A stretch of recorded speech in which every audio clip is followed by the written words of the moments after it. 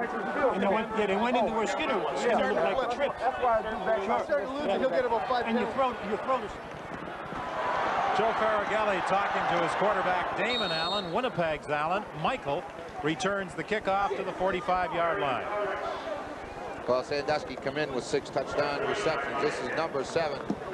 This is what Allen comes back, reads the defense, now just floats it outside. As we said, an excellent pattern run by Sandusky. And then with the ball thrown low into the outside, you watch Sandusky. If he doesn't get it, nobody gets it. Look at it. Looking back into the sun, he makes the catch. So number 7, Jim Sandusky, matches his uniform number in touchdown production, his 7th of the season. The Eskimos in front 14-1. This is too long in getting the play underway. A time count violation against Sean Salisbury.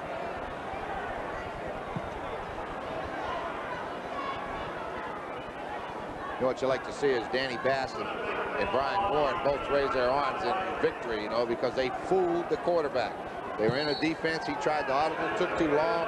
That's just like a win for the defense. Many times that 20-second clock causes problems for a quarterback coming to the CFL from the States. I'll tell you, 20 seconds is not a long time. Throwing deep for James Murphy. Murphy had his man beat. There's a penalty flag. Murphy was bumped by Stanley Blair. Are they calling it offensive or defensive interference? Well, this would be defensive. I don't think there's any doubt about it. When Murphy went down, he kind of hesitated, and then he tried to go deep. Blair was coming up to try to make the interception and collided with him. But there was also a holding call charged against Winnipeg.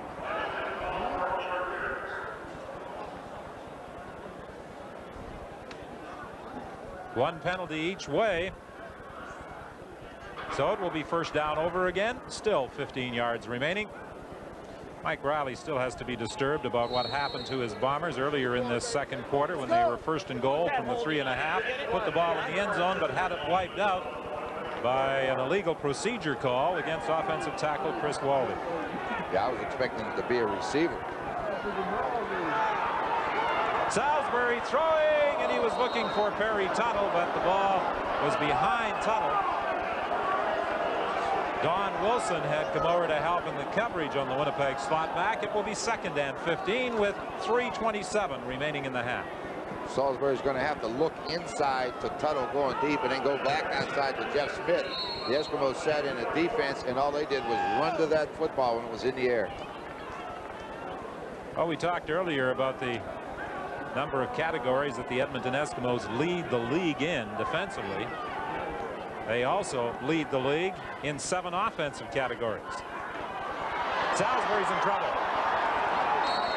And Winnipeg will be forced to kick back at the 32-yard line as Gary Columbus managed to get to the Winnipeg quarterback. 3:04 is the time remaining in the half. We'll be back with the Winnipeg 3rd down punt after this. Unlimbers' throwing arm behind the Winnipeg bench. Perhaps he will be coming in for the next offensive series if Winnipeg does get the ball back in this first half. They are punting on 3rd down. Cameron standing at his own 17-yard line.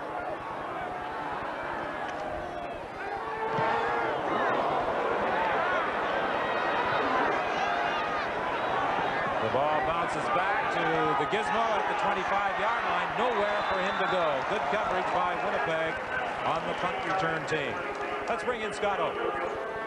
Well, Don, seizing an opportunity can change your career. Sean Salisbury made the most of his chance to start a quarterback for the Bombers last week, and that's why he started this game. He'll be our guest live on Inside the CFL at halftime, and there is no arguing the success of the career of one Dan Bass of the Edmonton Eskimos. We'll have a feature report on the heart and soul of the Eskimo defense, their middle linebacker, Dan Bass, at halftime. Damon Allen directing the Eskimos 1st and 10 from the 25-yard line. Loose ball. Who's got it? It looks like Wicklund has recovered.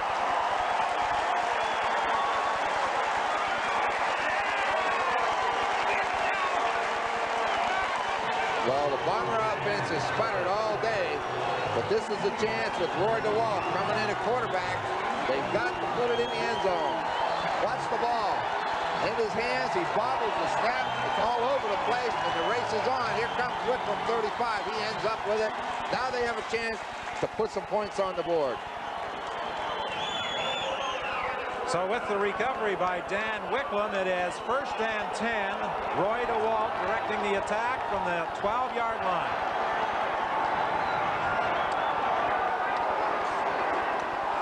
Penalty flags as DeWalt throws complete. Touchdown to Terry Cochran. The second touchdown he has scored. This one will not count either. You see him grab the football.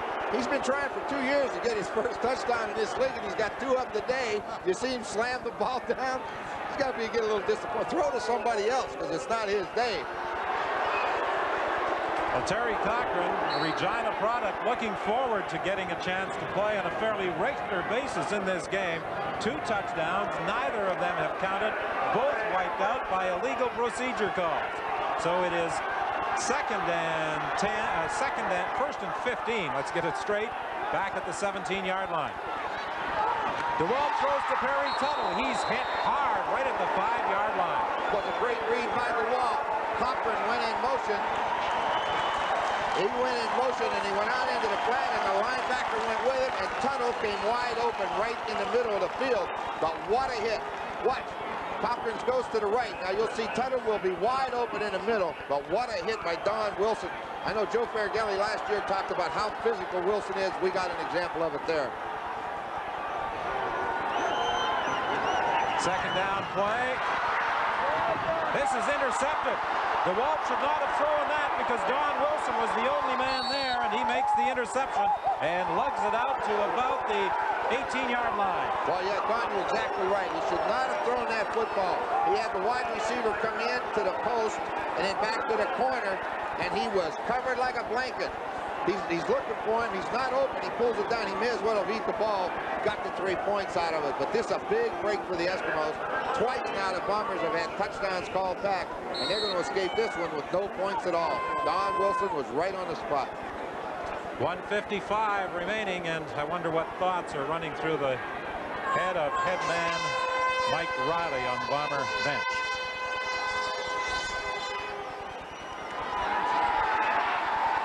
Winnipeg defensively all over Chris Johnston, led by Mike Gray. What they need to do with 1:50 left is after this play, call the timeout, save some time, and hope that Clark doesn't boom one, and they'll get good field position and maybe get another chance before we go in at halftime.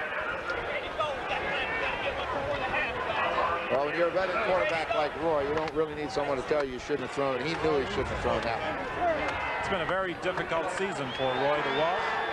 He was expected to be the starter, the replacement in Winnipeg for Tom Clements, who retired. Things haven't worked out as planned.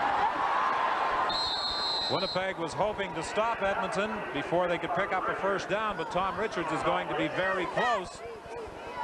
He's got it. Let's see where they spot the ball.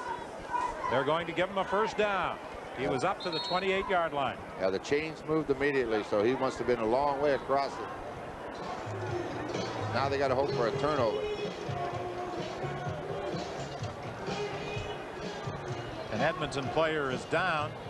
It appears to be Tom Richards, and it is.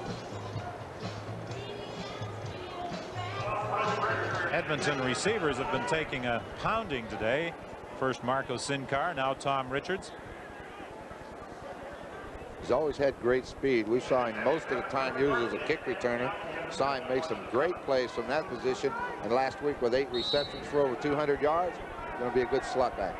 In some tests the Eskimos have conducted on hand-eye coordination, he has also excelled. He's the best. That pass knocked down at the line of scrimmage. It falls incomplete. 3 Winnipeg defenders were trying to go after it. Willie Fears got a hand on that throw by Damon Allen. The second time he has had a pass knocked down right at the line of scrimmage. That really frustrates a quarterback. Quarterbacks hate that. Well, you'll see him. They're right here on the bottom of the screen. He made the right read. He had his receiver open. But by the time he got the ball there's that big hand comes in from Willie Fears. Gets enough penetration to bat it in the air. 1:13 remaining in the half. Second down play for Edmonton. Allen trying to convert to the sidelines, and Tom Richards tried to make the catch. It's ruled that the ball bounced before he grabbed it. And they're very fortunate. They don't have to use their timeout. Still have 1:07 left. Maybe they can make something happen on the special teams. They've done it before. 3rd and 10 Edmonton. Let's take another look at the throw from Allen to Richards. Bootleg comes outside. Big play right here. Michael Gray kept it contained. He threw the ball and he juggled it. It hit the ground on him, and a referee had great position to make the call.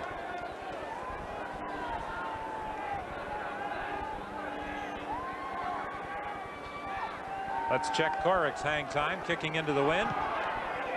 Excellent kick. Jefferson takes it back at the 40-yard line. He got a good block, fumbles the football. It went right into the hands of Michael Allen, and it's bouncing away from him and recovered by the Eskimos. I think there's a flag on the play anyway.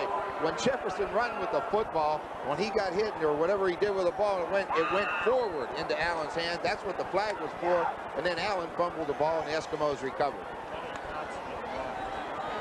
Benny Thompson threw a key block to spring Jefferson loose down the sidelines. Then the ball was fumbled by Jefferson right into the hands of Michael Allen. He in turn fumbled it and was knocked out of bounds by the Eskimos. Watch the block right here on number 34. Here comes Thompson to make the block. Excellent block. Now the ball just kind of flies up in the air as he tries to cut. You see it went forward. So that's what the flag was for, and then the ball came loose. They batted out of bounds. Their ball. That's a strange play. Things have not gone well for the Bombers in this opening half. They trail 14-1, and they had hopes with that punt return to get into possible scoring position. Instead, the Eskimos retain possession.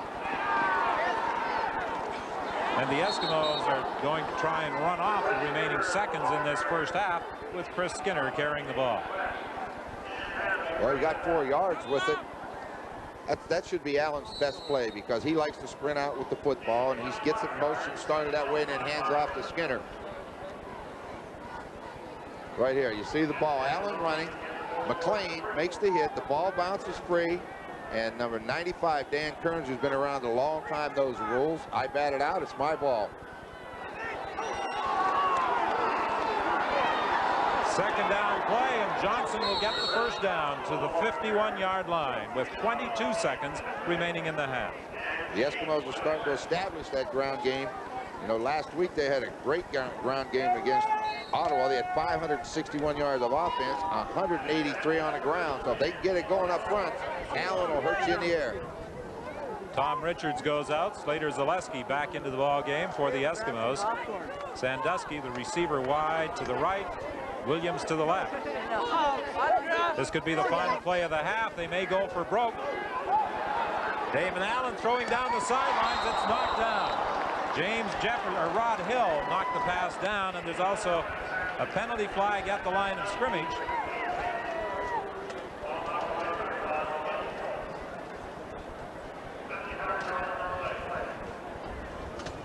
The objectionable conduct call against Winnipeg. Time has run out, but with the penalty against the Bombers, the Eskimos will get another play.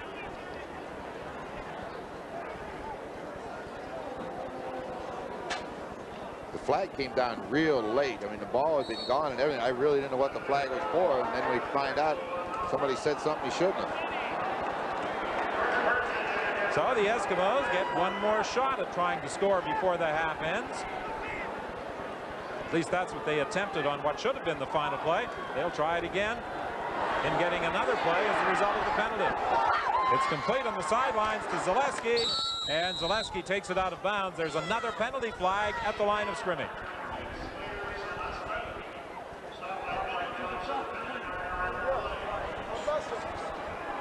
Ross Perrier, the referee. And this time it's against the Edmonton Eskimos. Damon Allen had crossed the line of scrimmage before throwing the football. So the first half ends with the Eskimos in front by 13.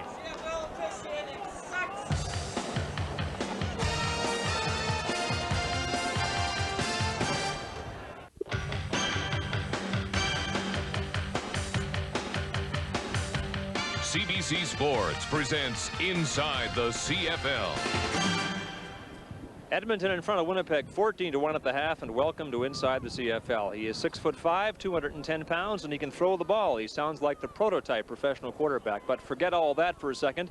What we like best about Sean Salisbury of the Bombers is that he's got his priorities straight. He wants to be a broadcaster someday. He's graduated from the University of Southern California in broadcast journalism. Perhaps we should change positions here and let you conduct the interview. I'll leave that to you. My priority today is obviously on the football field, but yes, when my playing career is over, and even before that, this offseason I want to try to get into that. I worked at KTLA in Los Angeles during school, and it's a great opportunity and something I'd really like to get into. All right, what of the football field today, Sean? There wasn't much that went right in the first half of that game. We had a lot of penalties and a lot of mistakes, and we just need to get a little untracked. You know, we're only down 14-1, and it's a long game, and crazier things have happened, and we're right in this. We just need to compete and keep playing and keep our heads on straight, and we'll be all right. You were a successful quarterback at a major American school, USC, and as such, you had designs on playing in the NFL. When you dreamed of the NFL, had you ever even heard of Winnipeg? Yes, I had. I'd heard of the CFL, but all I'd ever seen was on ESPN, you know, watching it on TV, and I never thought I'd ever end up here, but at the moment I'm sure glad I am, and it's an opportunity to play and to play with some good guys. When Indianapolis cut you in the first week of this year's training camp, there were a couple of other NFL teams that were interested. Why did you choose Winnipeg? An opportunity to play. I got tired of standing around and being a third-team quarterback. You start to doubt yourself and wondering if you're losing it, and I just wanted to get in a situation where I could get some snaps and get some experience, because I've longed for that for quite a while. Great advantage, I suspect, in knowing for the week that you were going to be the starting quarterback as opposed to last week when you had to go in on basically about 45 minutes notice. Sure, I just prepare the same way every game, though, whether I'm starting or not, because I have a responsibility to my teammates and myself to get myself ready. And last week was a little bit of a surprise, but it worked out well, and hopefully we can keep going this week. You started in place of Tom Mickey last week. People will be surprised to learn that you guys are pretty good friends. Real good friends. I've known Tom for about 4 years, and it's just kind of ironic. We had the same attorney also, so it was kind of ironic how we ended up here together, and he's quite a friend, and I'm sorry about his injury, and I think he'll come back fast. No quarterback likes to be taken out of a game. Do you second-guess that decision as far as you being removed in the first half? No, they're trying to maybe get a little spark or get something going. I'm not too concerned with it. I just keep playing and keep competing. I'm not a second guesser. I just do what I can to help us win. All right, Sean Salisbury, thanks for joining us. We'll call this a successful audition. Thank you. As were your first 2 games of your CFL career with the Bombers. Appreciate it. Thank you. Stay with us. Inside the CFL returns in just a moment.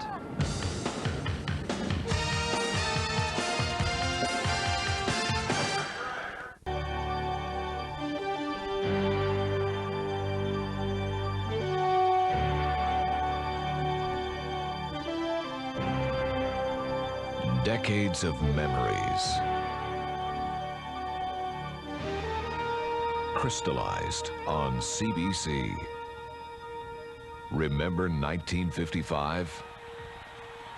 Nice faking, and Johnny Fight is the ball carrier who gets that big hole and goes down the sideline. Carrington has a shot at him. He's still going all the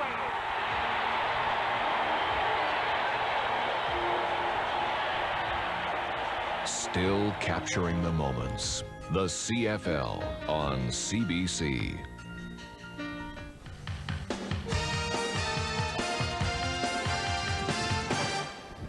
The Eskimos trying to regain sole possession of first in the West and leading through 30 minutes here in Winnipeg. Welcome back to Inside the CFL. When you talk about the Grey Cup champion Eskimos, there's a tendency to focus on their offensive stars like Jim Sandusky and Gizmo Williams, but you should never overlook the leader of their defense, middle linebacker Dan Bass. Gord Miller reports for Inside the CFL. This is what Danny Bass does best, hunt down quarterbacks as a middle linebacker for the Edmonton Eskimos. His play has drawn rave reviews this season and made him a strong candidate for a Shanley Award. But on this day, Bass is hunting with the quarterback, teammate Greg Vavra. Bass enjoying the outdoors like he has since his boyhood in Michigan. Oh, geez, I can remember that since maybe I was 5 or 6 years old. That's something that my dad used to do a lot of hunting. We used to carry our BB guns and go out in the field with them and try and hit a few pheasants. We never did, but that's something we've always done since I can remember. And Bass, the outdoorsman, has been helped by the locations of his CFL teams, spending most of his career in Alberta, an outdoorsman's paradise in any season. It's funny, when we first moved up here, people thought we were crazy when they found out we were going to live up here and face the Edmonton winters, you know. It was just like people couldn't understand why we would even attempt to do that. But so far the winters have been really well, and we enjoy it. Like when I was a little kid, we've been brought up, you know, as far as snowmobiling and things like that. So, you know, I look forward to the different changes in weather. He hunts, fishes, and plays middle linebacker. Danny Bass would seem like a throwback to another time, but wife Karen knows better. He's a soft touch. He's not what everybody thinks he is. He likes being at home most and with his kids and his family. I feel very lucky. And the thing is, like, a lot of people look at I know they look at a football player as being special, an athlete being special. I really don't consider that. I just feel that that's something I do for a living. I mean, one guy might be a doctor or a lawyer or a plumber. To me, that's what you do for a living. There's no difference between me and him. I just that I happen to be playing football. And this season, he's been playing football better than ever before. Winning the Grey Cup last season has only made Bass hungrier for another championship. You never had one before. You always think about, you know, that's the most important thing to get, and it is. And when you get it, you realize how important it is to you, and like there's nothing else that can ever compare to it again. Like, you know, once you get one, you have to get one again. And now I know why how the Edmonton Eskimos in the past got to 5 in a row. It's just something that, you know, you get one, you want one again, and you just want to work a little bit harder for it. And that philosophy has served Danny Bass well, as a football player, as a father, and even as a hunter. It seems that no matter where he is these days, on a football field or a farmer's field, Danny Bass has found his element. For Inside the CFL, I'm Gord Miller. A year ago, Dan Bass played probably the finest game of his pro career. 2 interceptions, 4 quarterback sacks against the Bombers. 1 year later, Bass and the Eskimos are still making life miserable for the Bombers to the first half at least. Don? Well, Scott, in the first half, 3 touchdowns were scored. Only 1 of them counted, and that was a throw from Damon Allen to Jim Sandusky. Boy, what a nice touchdown it was. Damon Allen read the defense right. Sandusky made a great move on Rod Hill, the corner. He looked to the inside, and then he'll turn to the outside. Now, watch Damon will throw the ball low into the outside, and if Sandusky doesn't catch it, nobody gets it. Nice catch by Sandusky. The Bombers had a lot of bad luck. That man, Mike Wicklum, watched the ball wobble around like a volleyball or an air in baseball. Finally, number 35 for Winnipeg is going to fall on the football on the 12-yard line. And again, the Bombers put it in the end zone on first down to Terry Cochran, and again, it didn't count. On second down, Roy DeWalt makes a bad error in judgment. He wants to throw the deep fly or the flag pattern to his receiver right here. He makes a bad mistake, gets it batted in the air, and Don Wilson makes an interception. And that's been the ball game. A touchdown and 2 mistakes by the Bombers. 14-1, the halftime score. And what do you think? Will the Bombers come back with Roy DeWalt or return to Sean Salisbury? I think I'd give Salisbury another shot at it. He prepared all week. Let's stay with it. 14-1, the halftime score. The Edmonton Eskimos in front. Scott, back to you. Well, Don, the next game in our CFL on CBC schedule befits the stretch drive, which is to say there's a lot at stake. Second place will be on the line when the Bombers play the Ticats in Hamilton. We'll have the telecast beginning at 1 o'clock Eastern. Stay with us. They'll kick off the second half of this game between Edmonton and Winnipeg when we come back. You're watching the CFL on CBC, your Grey Cup network, coast to coast.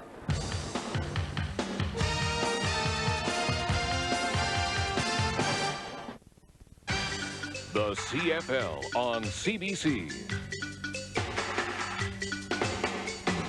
Brought to you by Carling O'Keefe, brewers of Foster's Lager, the Golden Throat Charmer. Petro-Canada dealers and agents. Our energy is Canada. And by Priority Post EMS Courier, your better business connection in Canada and around the world.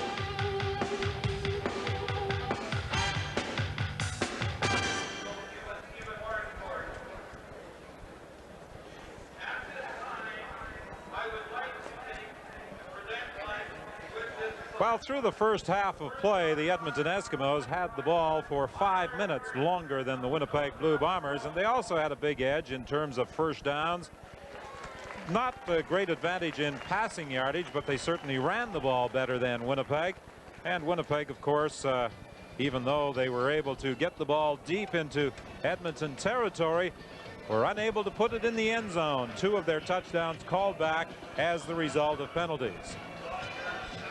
This game will conclude week 13 of the 1988 Canadian Football League season. Next week, the Winnipeg Blue Bombers will be in Hamilton. The Edmonton Eskimos will visit Calgary. Damon Allen returning to the Edmonton lineup. A very impressive first half. Well, you had to be impressed with the way he played, and as you know, we mentioned in the opening, will he be willing to take off and run with the football? The one run that he made down to about the 4-yard line, I thought for sure he'd hit the deck, but he didn't. He cut back, took a couple hits. So he's back. Well, the Bombers will have the wind at their back for this third quarter. James Jefferson on this kickoff return. Reverses his field. He needs a couple of blocks. Gets outside Junior Robinson, but then Robinson recovers and makes the tackle. Well, when you come down from that outside position on the kickoff, you're usually the guy that has to contain it. If he gets outside, you better catch him. Well, Roy DeWalt continues to throw at the Winnipeg bench, but as Ron Lancaster suggested, Sean Salisbury is coming back to start this third quarter. Well, he said that because if you're going to prepare all week with the guy and you want him to be the starter, he's young, give him another chance. If he doesn't get it going, then we'll see DeWalt. Salisbury throws complete. Terry Cochran was driven back after picking up maybe a yard on the catch. It's been a frustrating day for Terry Cochran, young product out of the Regina Ram Junior system, and he had those 2 touchdowns called back in the first half, as we referred to. Well, the main thing he's got to be pleased about getting the opportunity to play the position that he always wanted to play, and that's running back.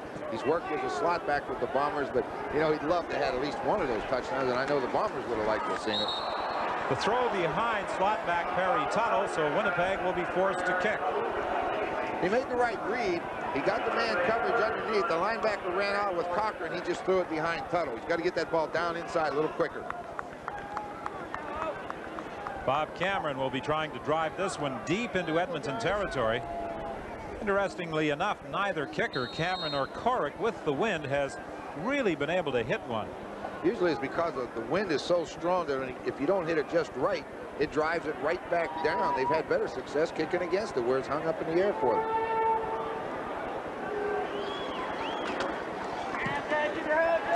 This time Cameron gets away a beauty. Williams all the way back to his own 5-yard line.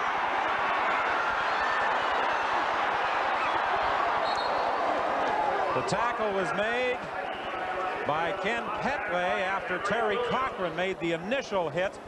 Had Williams been able to get away from Cochran, I think he was gone. Well, I thought he was gone anyway because he's got such great speed, and tackling him in open field is tough. Look at that thing open up. Now he gets to use that speed. Cochran, you'll see number 31, gets a little bit of a hit on him, and then Petway finishes him, but boy, he's tough to bring down in open field. That's his second big return. He had a 46-yard run back in the first half. This one for 40 yards after a 61-yard Bob Cameron kick. Edmonton trying to keep that ground game intact as the Gizmo relaxes over on the sidelines. You know, he's got to be awful happy, too, to be starting as a receiver. He gets to play some there where he wants to play. He likes returning kicks, but I know he likes catching passes, too. Not a bad average. 43 yards on 2 returns.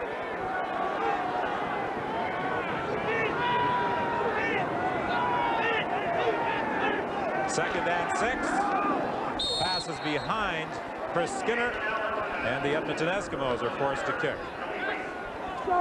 Making Allen read it a little different now. Instead of James West chasing the back out into flat, Benny Thompson just stands out there, and they play inside, outside, and it doesn't give Allen anywhere to throw the football to. There's an injured Edmonton player, Dave Richardson, the offensive guard. May have caught a finger in the face. He was initially holding his head. That's been a common problem this year among many offensive linemen. Well, we've seen a lot of guys get fingers in the eye. I really don't know why all of a sudden it started, but I can certainly see why they were going to those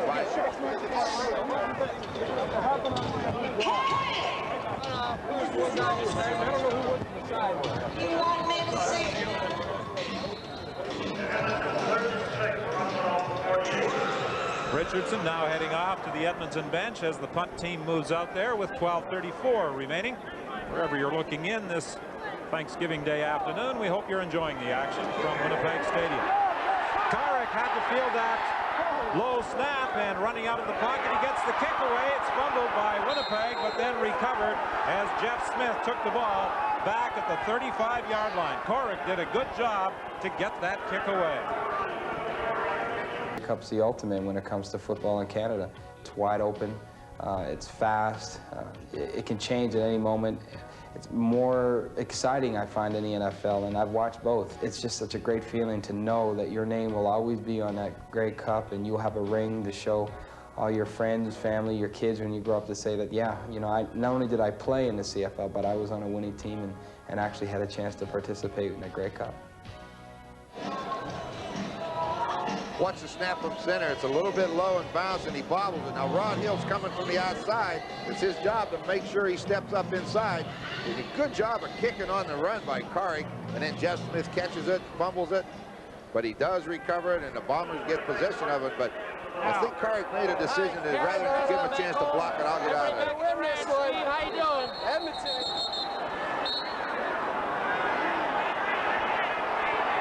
Whistle had gone on the play prior to Salisbury stepping back out of the pocket. Is it a time count violation?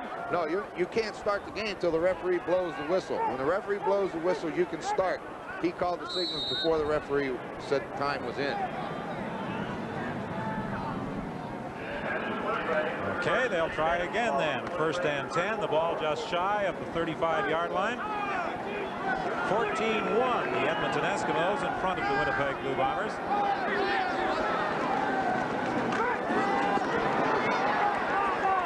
Sideline pattern, and that's a first down for Winnipeg as James Murphy is taken out of bounds up at the 50-yard line. That was a pretty nice throw by Salisbury. He made a good fake, and as he turned outside, Larry Ruck saw him, and he came to force it.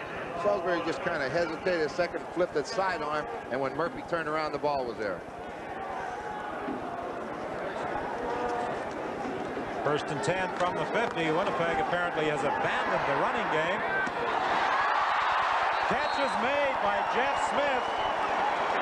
There was some doubt, I'm sure, in everyone's mind, including Jeff Smith, before he finally went to the ground with the football. Well, you know, you hear him talk about touch. Touch means getting the ball into some weird places. Watch the ball just get over the top. He had Tuttle going deep. Now he lays it over top of Larry Ruck. I thought for sure Ruck was going to intercept it. Just gets over his head. Smith probably didn't even see it coming. Well, this is Cannon. I said Winnipeg appeared to have abandoned the running game. They had no success in the first half. They toss to Cannon, and he picks up about 7 yards.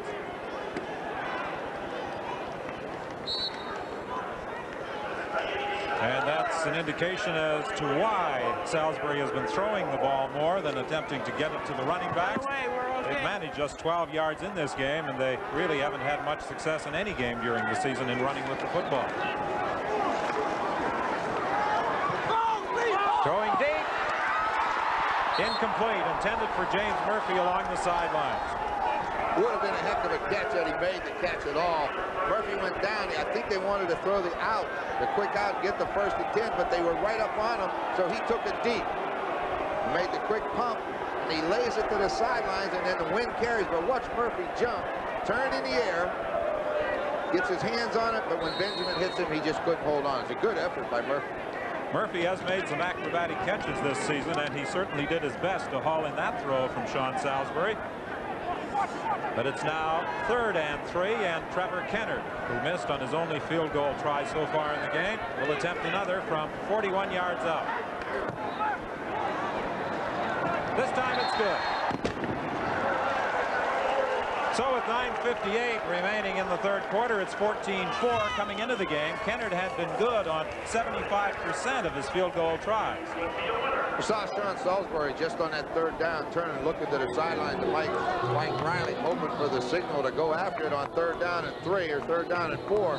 But as tough as yards are to get against the Eskimos, you better take what you can get the points on the board. Well, there are some coaches who have always believed in the theory that you take points whenever they're available.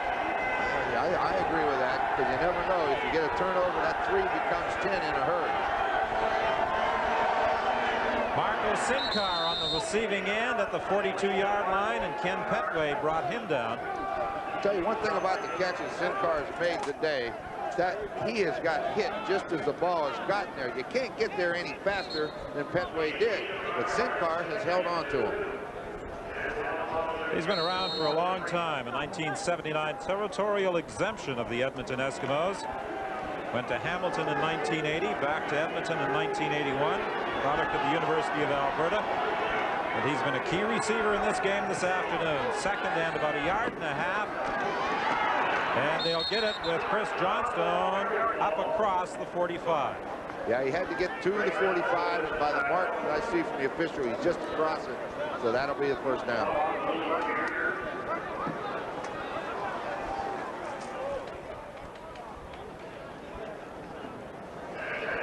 8:47 remaining in the third quarter. Both teams have preferred the pass to the run, although the Edmonton Eskimos have more balance in their attack than Winnipeg. A little bit more, and I think that's helped them.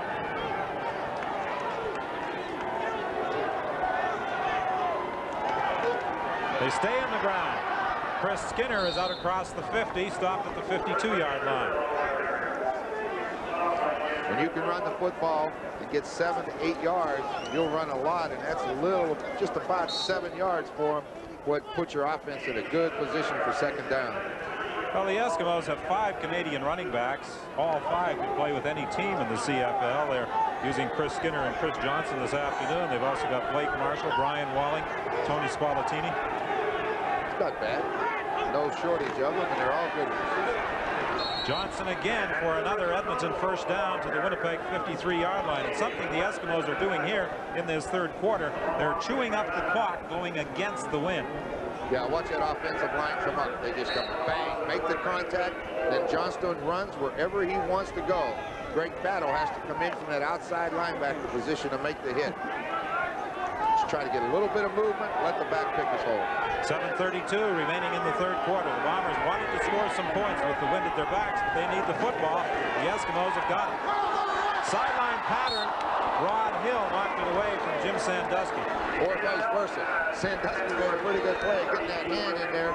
They gambled on it, thought it was going to be a zone. Hill stayed right with him, and when he turned around, he had a better chance at it than Sandusky. Bombers had a pretty good cornerback the last couple of seasons by the name of Roy Bennett.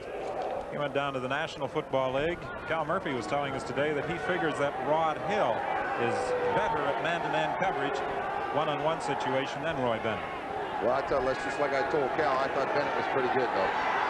So that is high praise indeed. There's a penalty flag. This will be a holding call by the Eskimos. It will be brought back, and upset at the fact he was held Face mask is Dan Wicklund. Well, there's been a little battle going on over there with Michael Gray and the offensive lineman of the Eskimos, so maybe it got a little bit out of hand, but we saw Petway fall down on that particular coverage, and that's why Sincar was so wide open. Major foul, face mask, Edmonton number 51.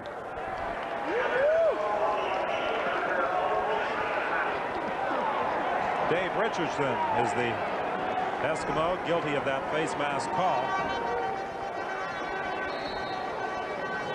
Take another look. I didn't see him grab it, but he must have grabbed it. He was just trying to go by.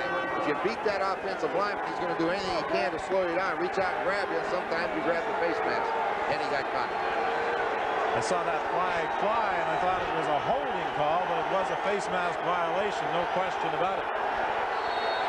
2nd and 25. Time count violation. Time count violation, Edmonton number 9. I was watching Eskimo receivers. They switched Sincar and Henry Williams in motion, put Williams inside one-on-one with the halfback. Looked like a blitz. Let's see if they do it again, because that's going to make it awful tough on Petway.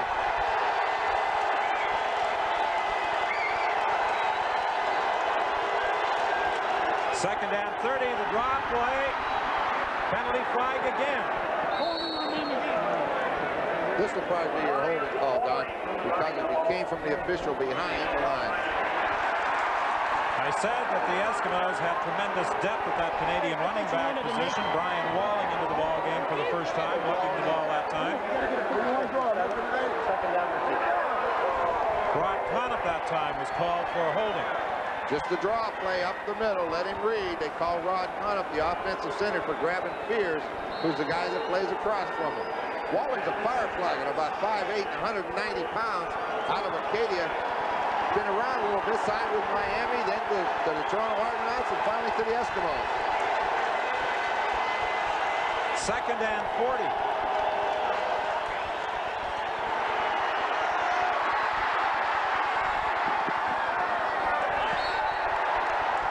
Good throw. Michael Gray in pursuit of Damon Allen. So with 6:02 remaining in the third quarter, The Edmonton Eskimos are forced to kick it away. He had nothing downfield. Rod Hill was with Sandusky step for step. As he turned the corner, he wasn't going to be able to run for 40 yards because of Michael Gray. He just threw it to the Eskimo bench. Let's see if they make the stick with the punt. He better hit it awfully good. Well, they started this series at the Winnipeg 54-yard line. So Karek has to kick this ball to the 44 to get it back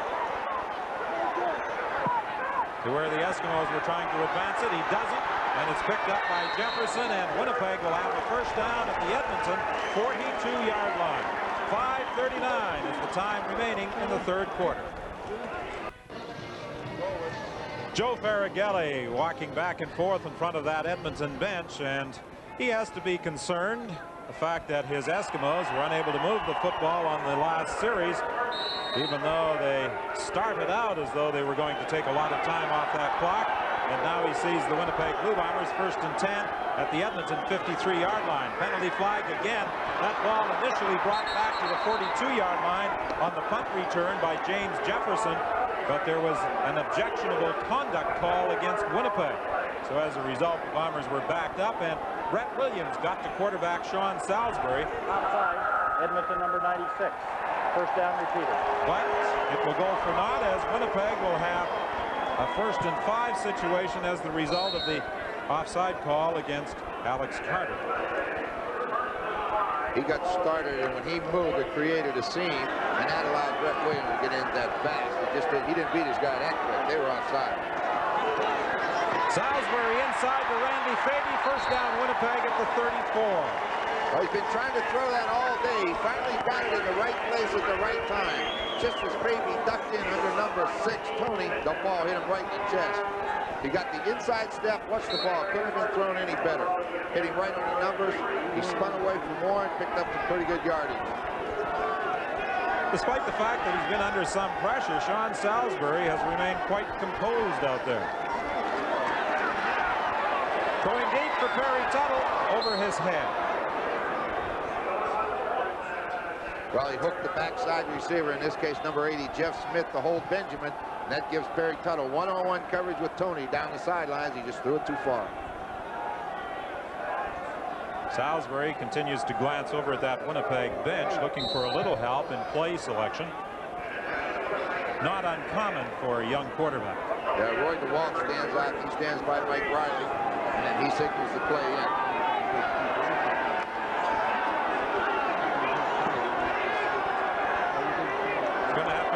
He gets it away with about 2 seconds remaining on the 22nd clock. The pass is complete. Perry Tuttle could score.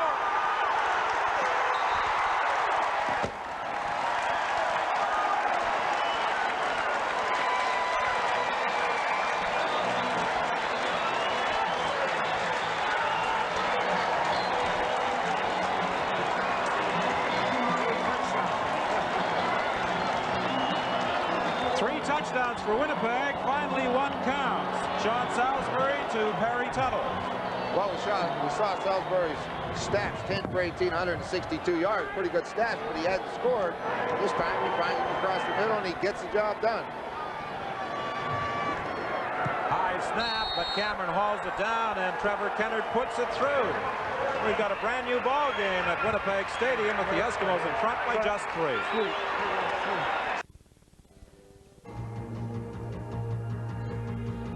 Sunday, October 16th, Mike Riley takes his Winnipeg Blue Bombers to Iverwin Stadium in Hamilton, hoping to solidify second place in the East. Earl Winfield, with 5 kick returns for touchdowns, will be a major threat for the Tiger Cats.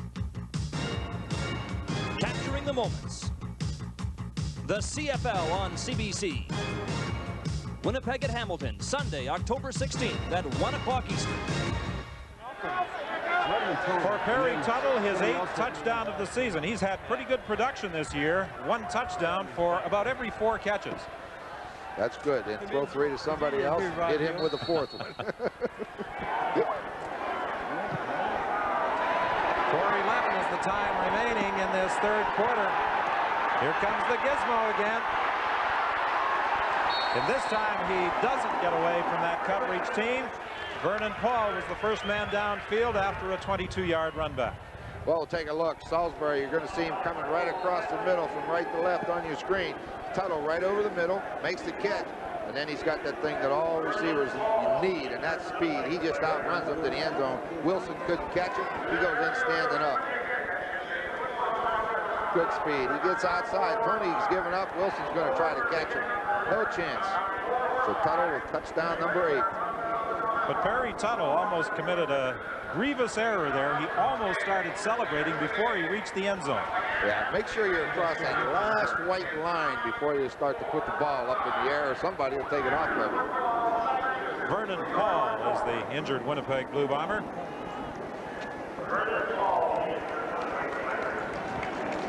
Well, you set that wedge return up in the middle of the football field, and somebody has got to break the wedge. Here comes Vernon Paul, runs right into Larry Ruck, just dives into it. That's the way you break those wedges, dive into it. There's nowhere to run. Of course, you pay the price for it, as we found out.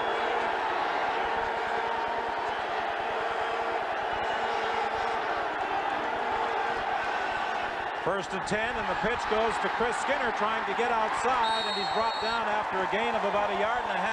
Good pursuit by linebacker James West. You know what you see going on right now is the crowd has finally gotten into the ball game, and they're causing problems for the Eskimos. When they come out over the ball, they start hollering and screaming, and everybody goes right in the middle to listen. There's the toss outside. Aaron Brown coming from that inside position just sort of runs him down, and when he turns in, they're there to hit him, and James West, the other inside linebacker, jumps on his back. 2nd and 8 for the Edmonton Eskimos. Defensively, the Bombers have played well this afternoon, led by that man, James West. Yeah, very few ball carriers outrun James West around the outside. He's got tremendous speed for an inside linebacker. But here goes the crowd. Watch him start hollering.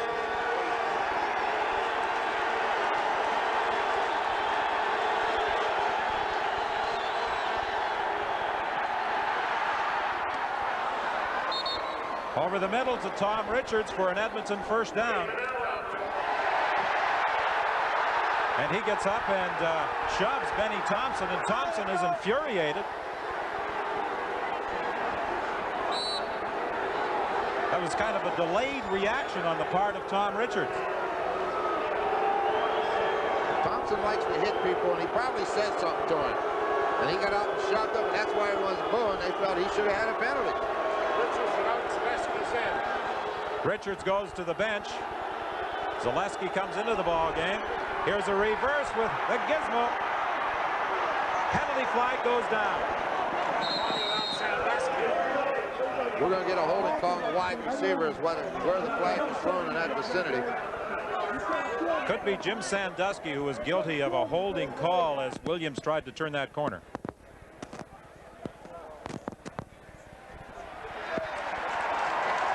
Well, it's against Edmonton. No indication yet as to whether it was Sandusky, but it appeared as though he was the guilty party.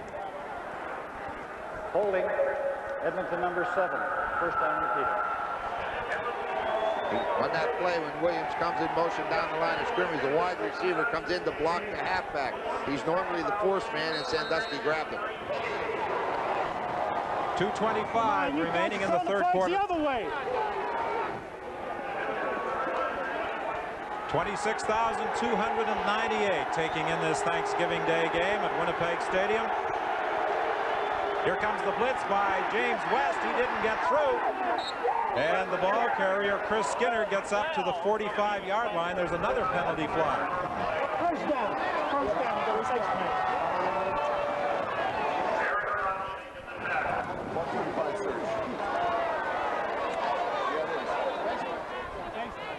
Major follow, face mask, Winnipeg number 53, first down. That's a bad one. That takes the ball to the 50-yard line. The call against veteran Aaron Brown. Well, we'll take a look at it from the reverse angle. You see Aaron Brown being blocked. He reaches out, grabs Skinner, and he got him by the face mask. That gives him a first down. That's the bad part of it. In and out of the arms of Stephan Jones. I think that's the first time they've gone to Jones this afternoon. Well, he's been the designated import today, so he was injured a couple of games ago. He hasn't played a whole lot. Henry Williams has been playing a wide receiver. He makes the right read. You see the receiver's covered in the flat. It's a hook pattern deep. It's thrown outside of him, but very, very catchable. 1:35 remaining in the third quarter. 3 points separating the Eskimos. They lead the Bombers.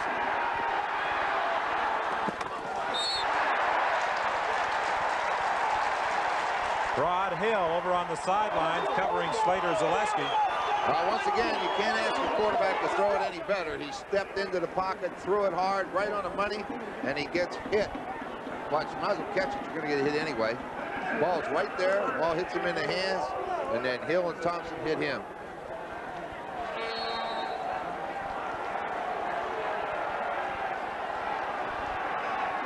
Corrick kicking into the wind. Another good kick. Jeff Smith fields it at the 15-yard line. Nowhere to go. He's down immediately at the 18. First man downfield was Mark Norman. Smith started the year with the Toronto Argonauts. He was part of the Jeff Boyd trade. When he came to Winnipeg, he initially was employed as a slot back. In the last couple of games, they shifted him to a wide receiver. We'll see the Winnipeg Blue Bombers again next weekend on Sunday afternoon. They'll be at Ivor-Wynne Stadium to take on the Ticats. That could be a battle for second place in the Eastern Division. Salisbury throwing deep, and it's out of bounds. Cliff Toney was defending against James Murphy. Well, Benjamin had him up close in the zone, and then Cliff Toney sitting deep. Try to hit that spot between the corner and the halfback. Toney makes a good play to get over there and get that hand in there, almost intercepted. But Murphy, if he catches that one, he's gone. 45 seconds remaining in the third quarter. Winnipeg, 2nd and 10.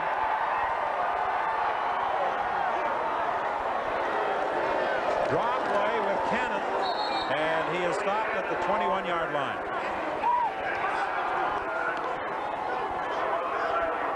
So with 26 seconds remaining in the quarter, the Winnipeg Blue Bombers will be kicking with the wind. And they would like a big one here from Bob Cameron. Of course, both times that Cameron has really hit that football, the Gizmo has returned it. That's the big thing. If he hits it good with the wind, it's going to go in the air a long way, and that's when you start to outkick your coverage, and it allows Williams time to wind up.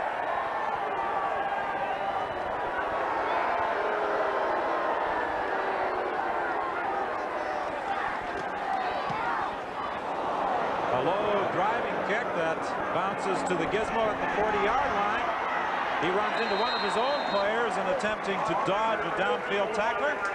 And with 1 second remaining, the Eskimos will have at least one play before this third quarter ends. Well, on Sunday, November 27th in the nation's capital, the 1988 Grey Cup game takes place. And we'll have it all for you on CBC television, beginning at 1 o'clock Eastern time with our countdown show. So stay with us throughout the balance of the regular season and through the playoffs, including the Grey Cup game on CBC television, your Grey Cup network.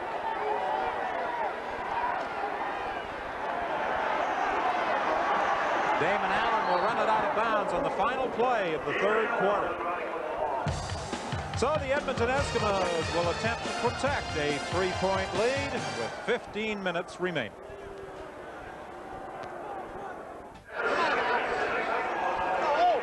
The Edmonton Eskimos are facing 2nd and 6 to start the fourth quarter from their own 47-yard line. But now they have the advantage of that following wind, although it has shifted a little and appears to be more of a crosswind. Edmonton picks up the blitz. Damon Allen throwing for the sidelines, and he threw it out of bounds looking for the Gizmo. Well, he put that slot back on this side of the field, and Winnipeg brought Petway over here. It's one-on-one with Jefferson, and Jefferson won the battle. They had excellent coverage on it. Allen just threw it away. James Jefferson has certainly developed into one of the premier defensive backs into the CFL. Low snap to Cowrick. Rod Hill was going after it, but he didn't get there in time. Jeff Smith takes it back at the 18-yard line. And Smith is stopped right at the 22. So that's where Winnipeg will scrimmage. 1st and 10. A 46-yard kick by Jerry Carter. This program is copyrighted and is strictly for the private use of our audience. Any reproduction, retransmission, or exhibition in whole or in part without the written consent of the Canadian Broadcasting Corporation is strictly prohibited.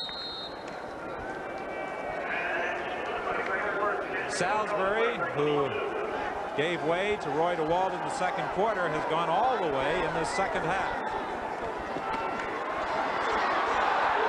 So it's complete to Randy Faby, and that will produce a gain of about 6, maybe 7 yards. Well, Salisbury's not the quickest quarterback in the world, but he maneuvered himself just enough to allow Faby to buy some time and get open, and then he hit him with the football. Faby is favoring his back as he returns to the huddle. Okay, watch him. As he stands in there, now he has to do a little bit of movement. Moves those feet, hits him. Now watch Faby take the hit in the back. That's a pretty good tackle by Stuart Hill, but Faby took that hit in the back to the defender. 2nd and 3. Cannon looking for the first down. He's got it. Well, that's a good effort on Cannon's part, because where he wanted to go, there was nothing. He bounced it outside and finally got the first down. That's a good job.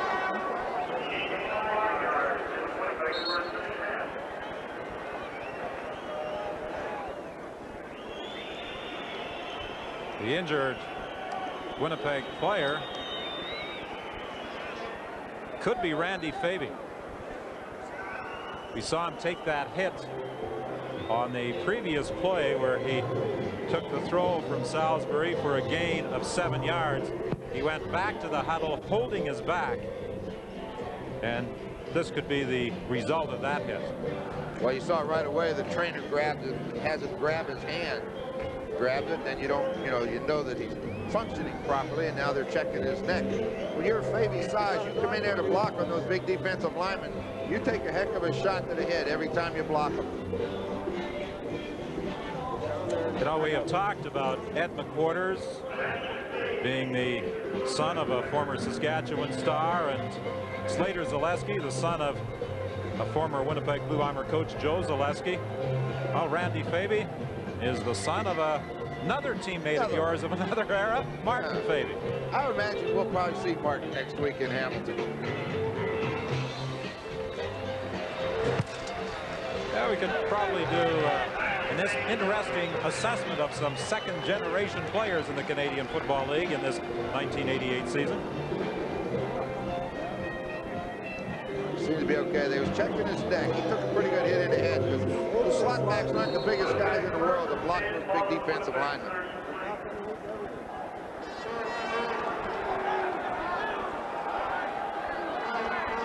.13-18 remaining in the ball game. 1st and 10. Salisbury dumps it underneath the Perry Tuttle. He'll have an 8-yard gain, maybe 9. That's a good play. They bring Cannon out of the backfield, and then all Tuttle does is allow him to go by right here. Allows him to go, and then he comes right in underneath him and catches the football, turns upfield, gets on the ground. So he talked about slot back blocking. Perry Tuttle said, I asked him what the funniest thing he saw in football was. He said block. His blocking ability. If he plays that slot back, sometimes you have to do it. He managed to pick up 9. It's 2nd and 1. The pitch to Cannon. He'll have to struggle to get a first down. I don't think he's going to get there, as he was wrestled down by Larry Ruck. Well, I'd say they're a little bit short. Might be close enough to go get it if they're not. Wow, they signal first down. Trying to look at that thing across. I think they'd have had to go get it, but it was going to be close. That's only the 2nd first down, our statistician Sim Simone informs, in this second half. Winnipeg well below their seasonal rushing average.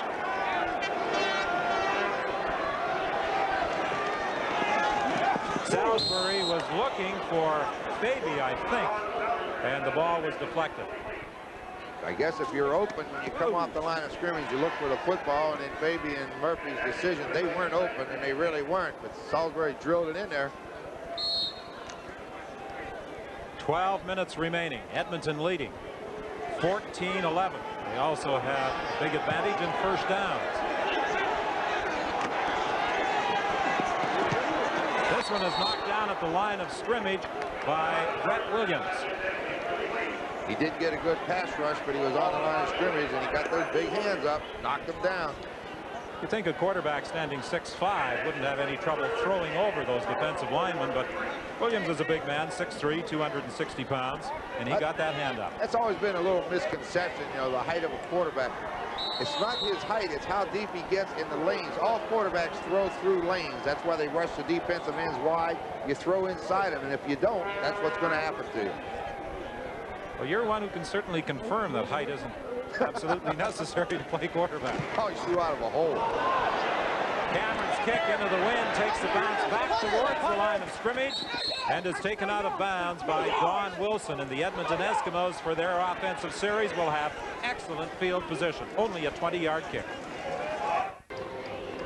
The Eskimos are 1st and 10 at their own 51-yard line. Well, have we got a treat for you coming up on Wednesday, October 19th.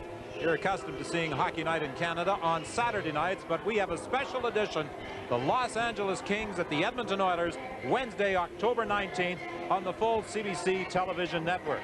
And Wayne Gretzky, of course, off to a blazing start with the Los Angeles Kings. 10 points in 3 victories that the Kings have posted. The Edmonton Oilers off to a pretty good start as well, winning their first 2 games. And you'll see the return of the great one to the Northlands Coliseum live on Wednesday, October 19th on Hockey Night in Canada. Skinner can't get away as he is brought down by a blitzing James West.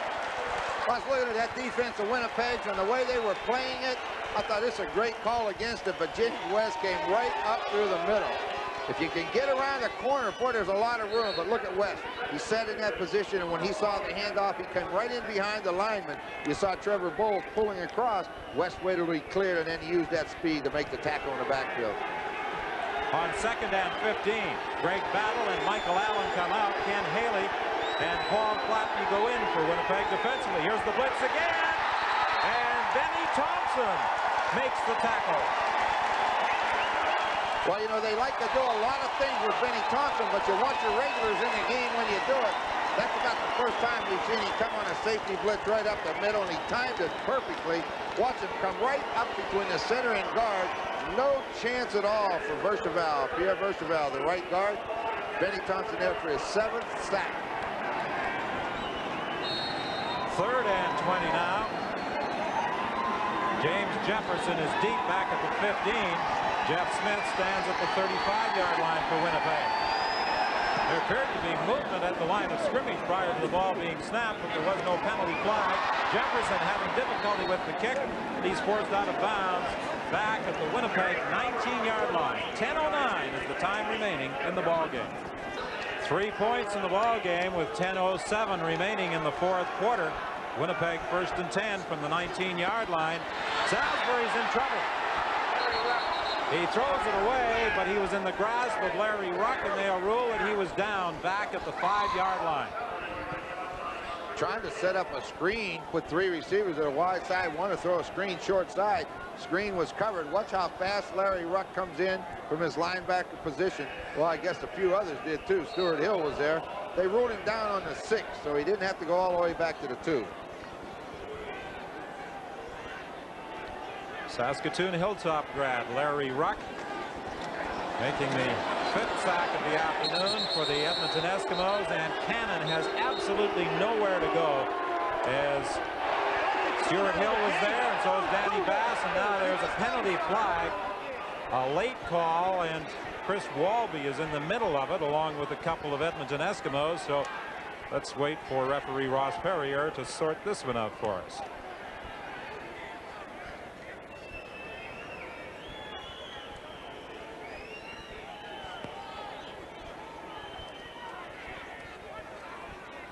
Major foul, face mask, Winnipeg number 63, 3rd down.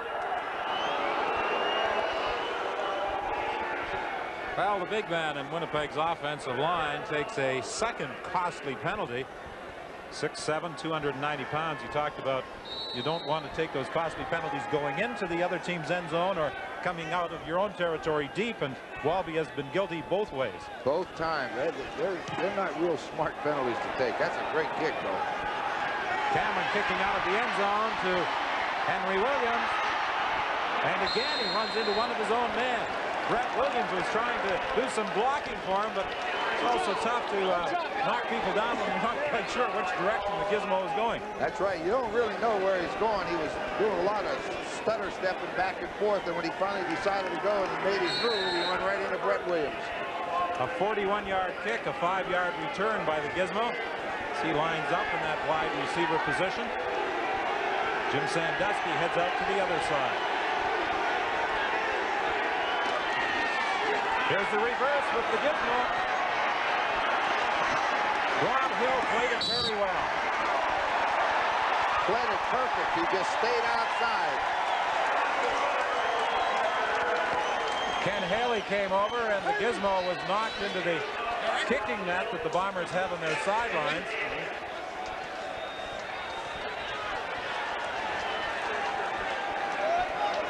They spot the ball right at the 38-yard line, which was the line of scrimmage. Well, as you say, what's Rod Hill? Look, he sits on the outside, stays on the outside.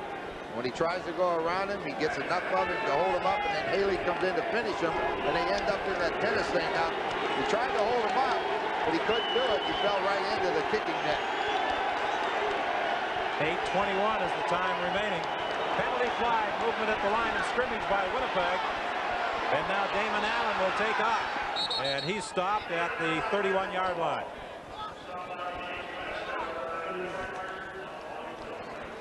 Offside against Winnipeg. There was premature movement on the left side of the defensive line.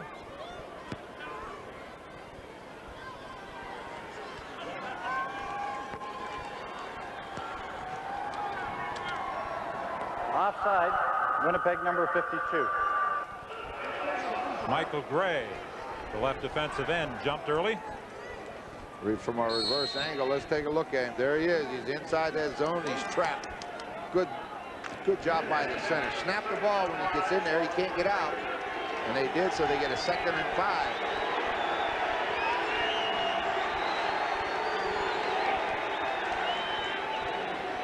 Here comes the blitz with Brodanovic coming from the backside. The pass knocked down by Rod Hill. When you take that quick rollout into the short side, and the opposition, in this case Winnipeg, sitting in a zone, you better throw it quick. Rod Hill almost got that one. 3rd and 5, Edmonton, as Corrick comes into the ball game to attempt a 40-yard field goal. 14-11 is the score. The Eskimos leading. Edmonton trying to break out of a first-place tie in the West with the Saskatchewan Roughriders. The kick is good. So with 7:29 remaining in the game, the Eskimos lead it by 6. Take more than that to get me. We're going to win it, though. Following the Jerry Corrick field goal, that has moved Edmonton in front by 6. Winnipeg scrimmaging from the 35. The throw deep for James Murphy. He makes the catch. How did he grab that one? He had double coverage. Sometimes you get a little bit lucky. Salisbury threw this ball off balance, leaning backwards, and got up into that wind and started fluttering. Murphy came back. He made the play. Had nothing to do with the throw. Watch Salisbury has to move. See him off balance. That ball gets up in that wind, and Murphy just comes back underneath both defenders and out jumps him for the football. That's a good play by James Murphy. 1st and 10, Winnipeg. They are at the 39 of the Eskimos. Hand off to Cannon. He cuts back and gets inside the 35-yard line with 6:37 remaining. Well, the rushing yards have been tough to come by today for the Bombers.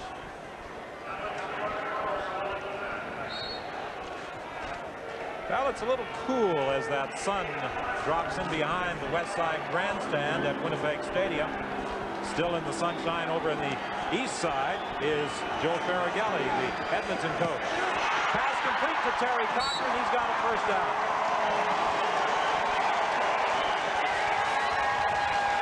It's that pattern where he looks inside, reads that linebacker. He has Jeff Smith coming to the inside, Cochran going to the outside. The linebacker didn't go with him, throw to the back in the flat. Cochran makes the catch, gets it turned upfield. Benjamin makes the tackle, but they get that 1st and 10. That's the big thing. The ball just outside the 25, 1st and 10, Winnipeg.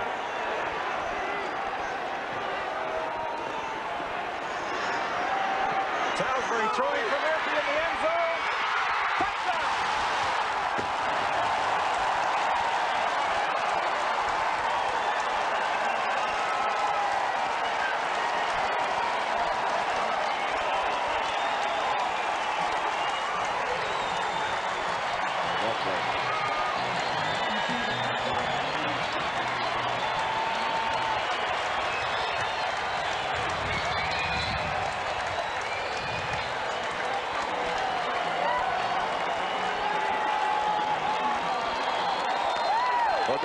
We've seen James Murphy make 2 great catches. The one before and then this one. Again, it wasn't the pass, it was the reception. And with the point after by Trevor Kinner, the Winnipeg Blue Bombers are ahead for the first time this afternoon. 18-17 the score, 5:49 remaining. James Murphy with 2 brilliant catches on this drive. One that carried the ball down to the 39-yard line and then juggling the end zone throw for his 8th touchdown of the season.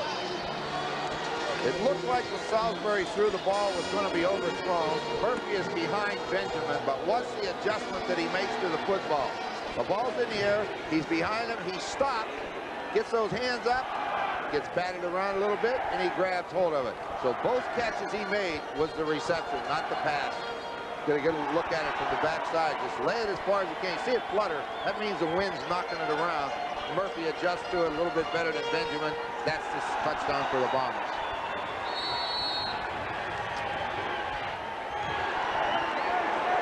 Short kickoff by Trevor Kinner. Who's going to get it? Winnipeg knocks it out of bounds. No, they're ruling that Edmonton has it. Rod Hill thought that he had touched it, but on the sideline, the official indicated that it was Edmonton ball, but he was overruled. He sure was, and he should have been overruled. That was a great play by Rod Hill. I watched Kinner tee the ball up. He kicked it up into the wind, but what a great play by Rod Hill. He batted it out of bounds. There wasn't any doubt about it. The sideline official initially signaled Edmonton ball, but then he was overruled by the referee. Oh, he had to be overruled. That everybody in the stands from this side of the field could see who knocked it out of bounds. Watch, Junior Robinson just can't get balance to catch the ball. Now watch number 10, Rod Hill, go get the football right there. No doubt who hit it. So Winnipeg takes over, 1st and 10. The ball is at the 41 of Edmonton with 5:35 remaining. A handoff to Cannon. He bounces off a couple of tackles. Make that Cochran the ball carrier to the 35-yard line. Coaches refer that to a lead draw where one back leads the other one through the hole. Salisbury comes back, hands the ball to Cochran. Now he just starts running. You see the back come in to try to block the linebacker, but Cochran's running ability is what got him those 6 yards. Salisbury on 2nd down for Randy Fabey for a 1st down. Nice catch by Fabey. Good coverage by Tony. Tony couldn't cover him any better. And the clock is on. 5 minutes remaining in the game. You think there might be a little cheering going on in Regina if the Winnipeg Blue Bombers should manage to hang on here? I would think there might be. Intended for Fabey, incomplete. You look back in that sun into the shade, very hard to see the football. It was a little bit too far anyway, but it's very hard to see over there. Winnipeg, 2nd and 10 from the 29 of the Edmonton Eskimos. See the shade? And when you're out here and you turn and look back and the first thing you see is the sun, you won't even see the ball coming out of that shaded area.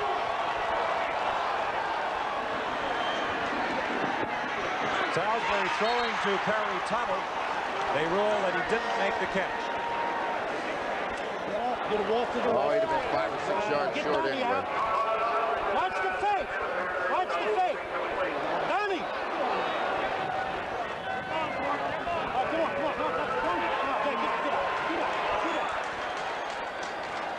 Farragelli concerned about a possible fake as Winnipeg sends out its field goal unit.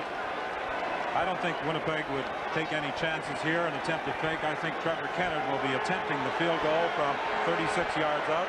Well, I think the big thing is it'll give him a 4-point lead and force Edmonton to score a touchdown. I think he'll kick it. It's blocked. And the Edmonton Eskimos are going to pick it up. Brett Williams, I believe, blocked it. Larry Ruck had the first shot at it, and Edmonton takes over at midfield. Well, we talked about how well Brett Williams was playing. He really came free up the middle in a hurry, straight at the kicker. You know, if you get a rush from the outside, you could miss it, but it's hard for a guy to come that clean. Watch how clean. Right up the middle. Inside. There he goes. Boy, right inside number 66, Steve Rhoda Husker, and he really blocked it. That ball barely got up. And that's how Mike Riley reacts at the Winnipeg bench, and I'm sure the Winnipeg fans felt the same way. Damon Allen throwing to the sidelines. It was almost intercepted over on the far side by James Jefferson. You know, when a quarterback throws the football low, he's a little disappointed, but he better be happy that was low because Jefferson had it the other way. Too much. Well, that's a great effort, Brett. I mean, he came through there clean. 3:33 is the time remaining. Winnipeg leading by a single point. 2nd and 10 Edmonton. They are at their own 54. Winnipeg showing blitz. Benny Thompson couldn't get through. The pass is incomplete. Over the middle, intended for Marco Sinkar, the man Damon Allen seems to prefer to go to in those 2nd down plays. Well, Sinkar's made a lot of big catches for him today, and when a guy's catching the football, yeah, you'll go back to him. He got into the hole behind the linebackers, but he had to deliver it just a little bit too high.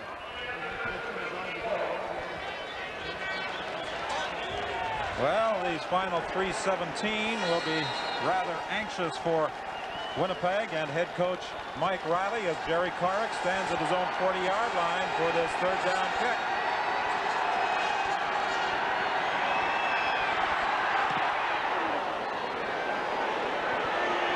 Jefferson takes it at the 3-yard line. Good run back up to the 20.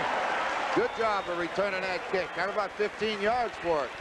A 64-yard kick by Jerry Carrick. 2:54 remains in the game.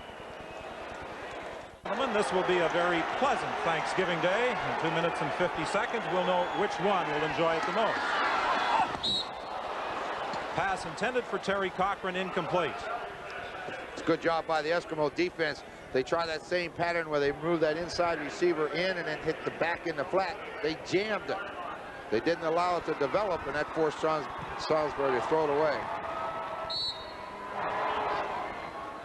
The Blue Bombers, leading by a single point, have to try and take some of the time off that scoreboard clock, or they'll be giving the ball to Edmonton in excellent field position. This is a big series for Winnipeg.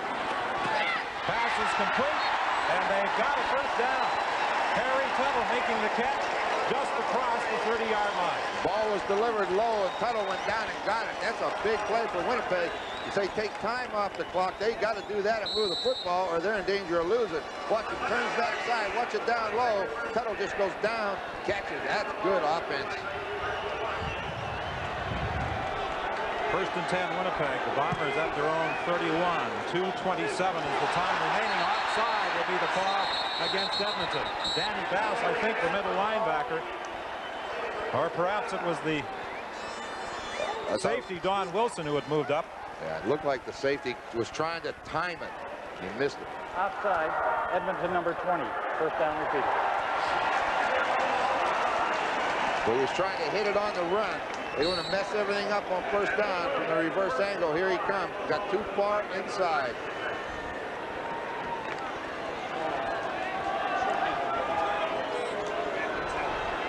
Vernon Paul into the ball game now. Cannon is out of the game. A handoff to Terry Cochran. And Cochran got to the line of scrimmage, not much more, with 2:19 remaining. It will be 2nd and about 4. As soon as I saw send Vernon Paul in for Cannon on 1st down, he almost anticipated draw. They tried to run him. Edmonton just stuffed it, so they gained nothing. Still 2nd and 5.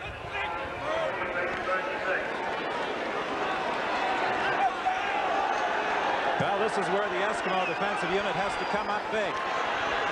Pass complete to Perry Tuttle. He's going to be just a little short, I think, of a first down, depending upon where they spot it. Well, where they got it spotted, he's going to have it. But they got it just between that two lines. He made it. Yes, he did. He had turned back, but they ruled his forward progress had carried beyond the 41. Now that's that pattern again where they bring the back out of the backfield. Tuttle just goes down and hooks right behind him. He made the catch, managed to get the first down. Well, this is where Winnipeg would love to have a solid ground game so that they could chew up the clock. Boy, you're exactly right, Don. This is where you start counting first and 10s. You don't worry about touchdowns. Be able to chew the clock up on the ground. Right now, they haven't been able to do that all day, though. Perry Tuttle is having his left ankle looked at.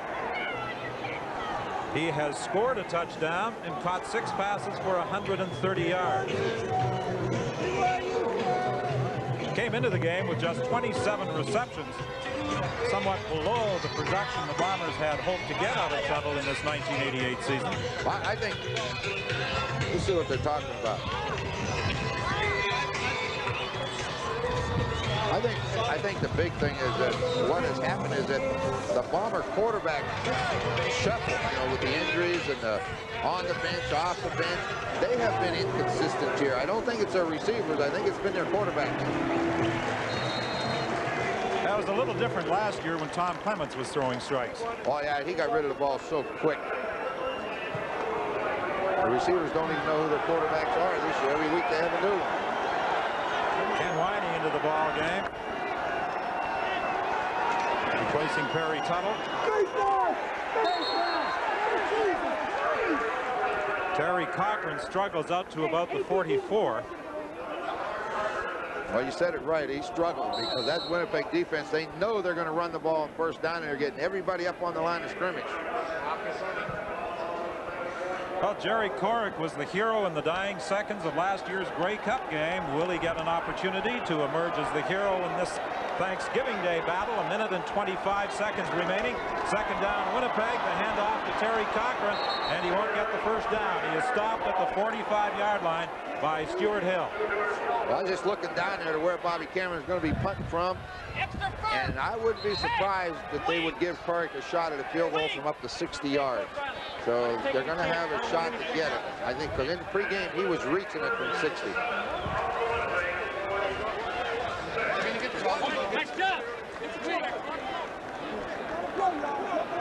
Winnipeg kicking into that win. Bob Cameron has a 41.3-yard average, and he's done a pretty good job in kicking into the win, although he did hit one just 20 yards in this fourth quarter. I still think, Don, if I had to go against the win, he's the guy I'd want kicking. You know, even at 27-yarder, there was no return on it.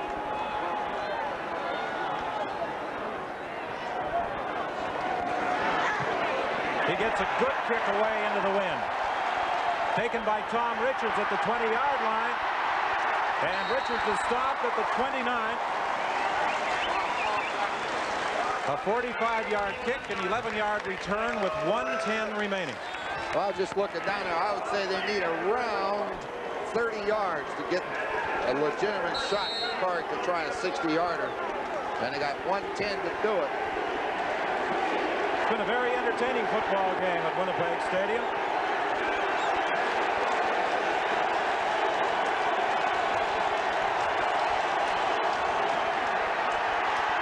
Damon Allen has the pass knocked down. I think it was Dan Wicklund who got his hands up in front of the throw. Play a little volleyball, batted it up in the air. Damon Allen had that crossing pattern on where Sincar comes underneath, Richards over the top. He stopped. Here comes the underneath receiver at the top of your screen, and Wicklund, as you say, batting. Now watch Damon Allen. He bats it with his right hand and bats it away. 1:03 is the time remaining, 2nd and 10. Here comes the pressure. The ball is fumbled. Who's got it? Winnipeg.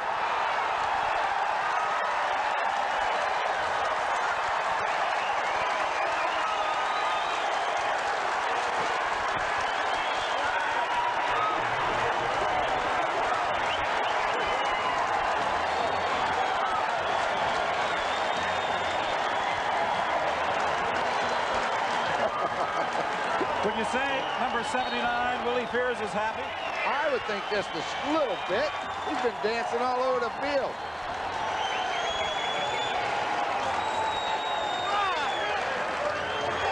Well, Winnipeg was going after Damon Allen on second down.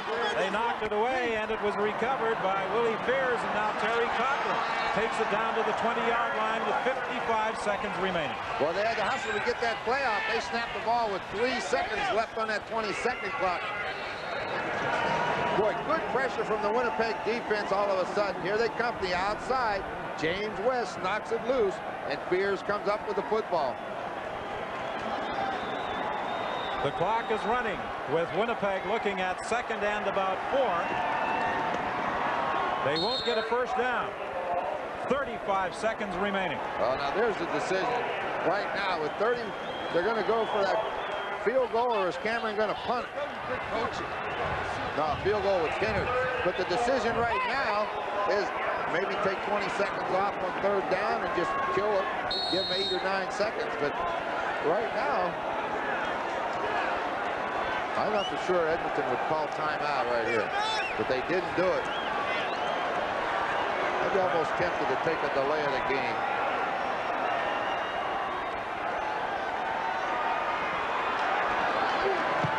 Kennard with the kick, it's good. 13 seconds, the time remaining.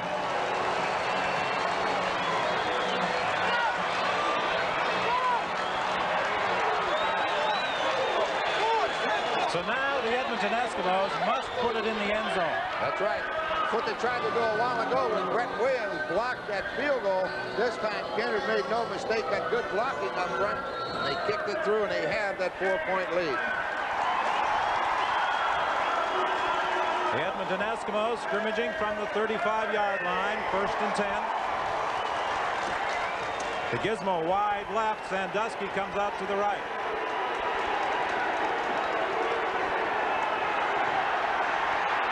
Damon Allen throwing deep down the sidelines. The ball hangs up there. It's knocked away by Winnipeg. James Jefferson and Benny Thompson were both over there defending. I think it was Jefferson who finally knocked it down. Well, the best thing he did is when that ball bounced off his chest is he reached out with that left arm. Watch. It bounces up in the air, and you'll see a white jersey coming, and he just kind of left hands it and bats it away from everybody. 5 seconds remaining. This might very well be the final play of the ball game. Edmonton, 2nd and 10 from the 35.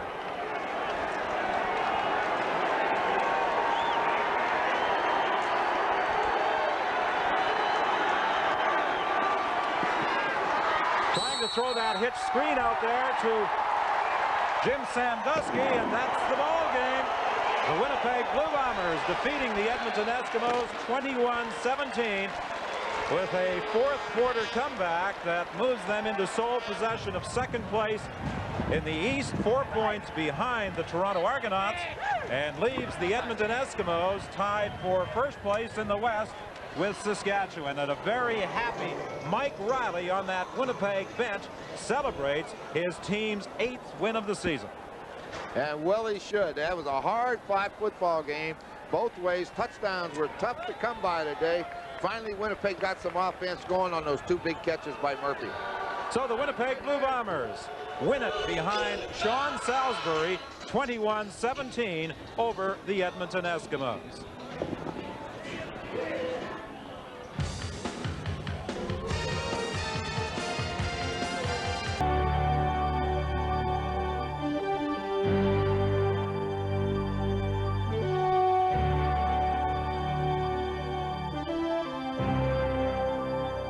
Decades of memories crystallized on CBC. Remember 1961? Maloney is the quarterback. He's going to pass. It's complete to Becker. This could be dangerous. Look out.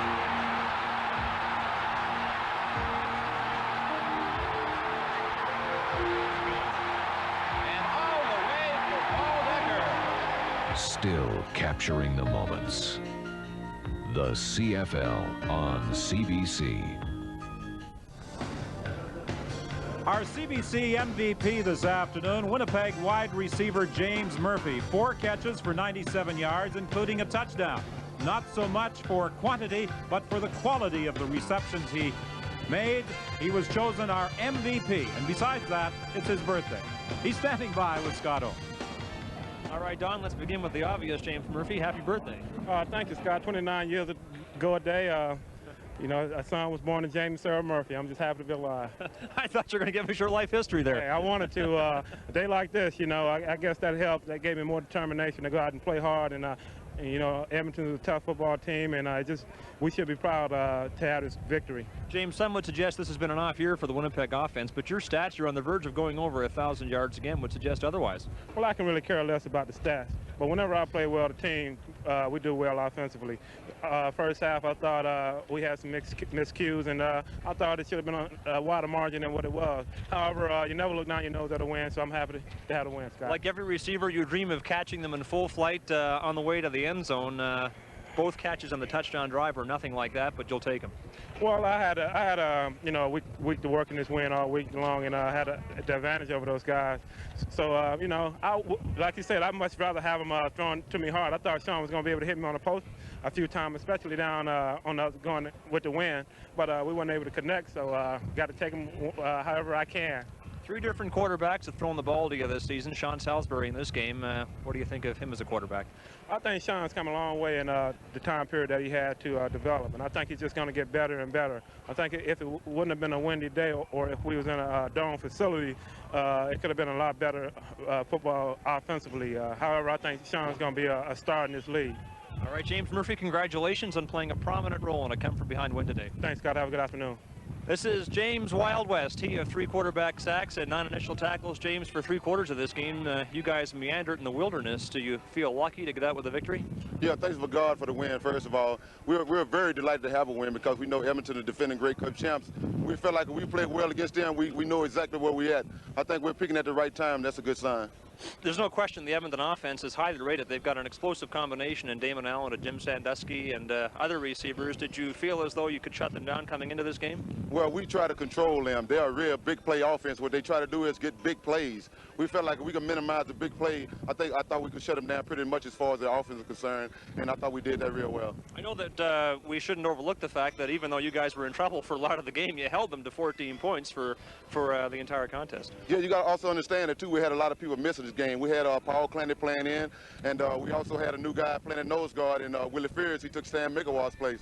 We also had Tony Johns missing. All those guys gelled and did an excellent job for us today, and I think that's a good sign of a good ball club. Now, as we've said, pressure on Damon Allen, the key for you guys in this game, certainly one of the keys. Let's have a look at one of your sacks. Well, basically, this is a sack here? This is it.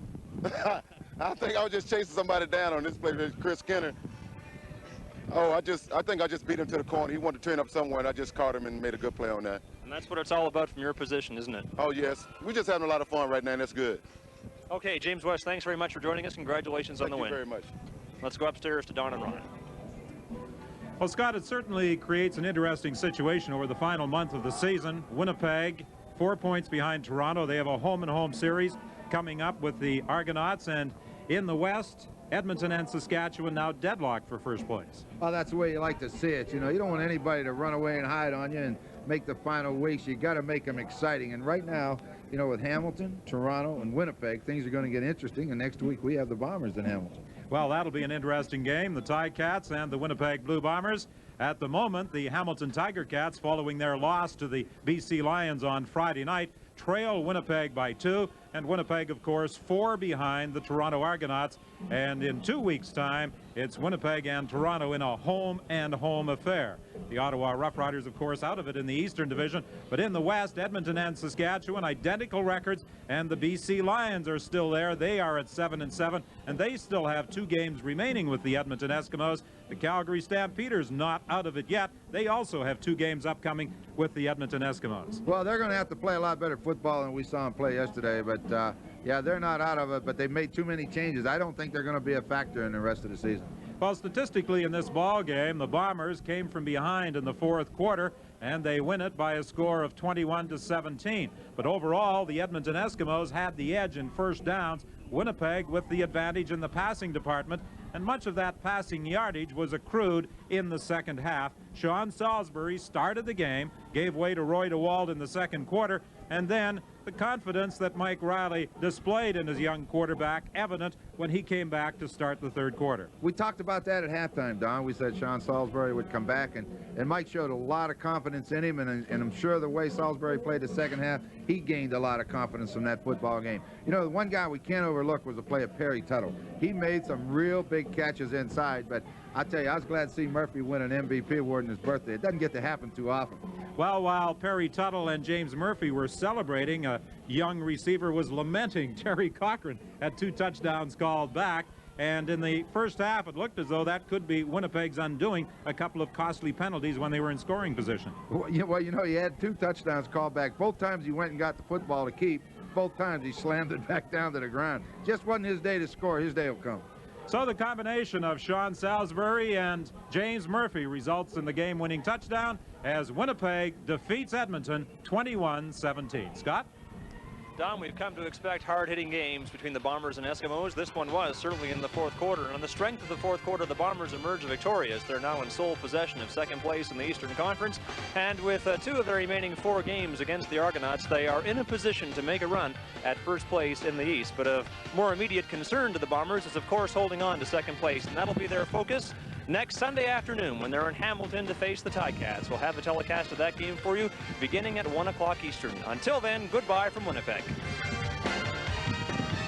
The producer of the CFL on CBC is Doug Sellers. This game directed by Ron Harrison. Inside the CFL was produced by Steve Lansky. Our isolation director, Brent Haywood.